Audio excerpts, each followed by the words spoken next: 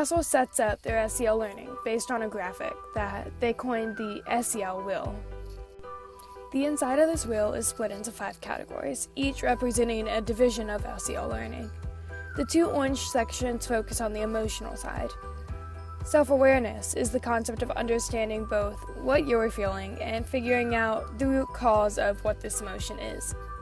Self-management, on the other hand, is the action side of it. Self-management is the ability to make amends and correctly respond to the emotions that you feel. The 2 green sections represent the social side of things. Social awareness is the ability to acknowledge others, to understand that they are different from you and therefore have a different perspective and opinions. Relationship skills is the ability to take this knowledge and put it to use, to build and maintain strong, healthy relationships. The remaining yellow section is the overall goal of SEL learning, the knowledge of how to make good and intelligent decisions. This is based on the learning that's done in all the other 4 categories. The circle that's made up of these 5 sections is also surrounded by multiple layers of rings. These represent who and where will be impacted by social and emotional learning.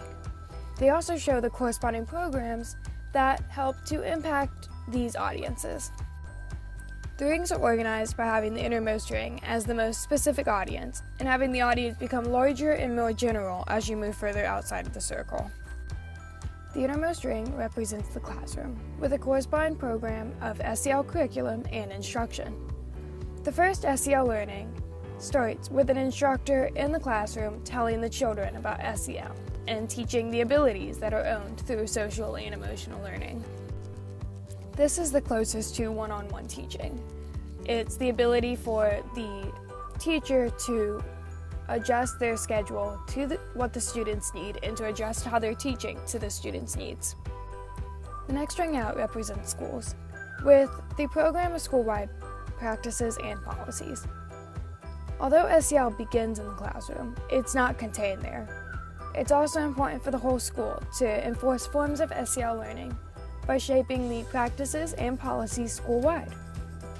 This teaches children that SEL is not only to do in class.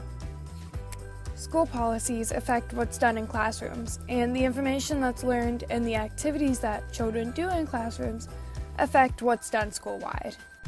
The outermost circle represents homes and communities. This is partnered with family and community partnerships. What is done outside of school is important to once again teach children that the abilities learned through social and emotional learning should be put to use in many facets of life, and isn't only a school-related activity. SEL learning at home is just as important, if not more important, than at schools.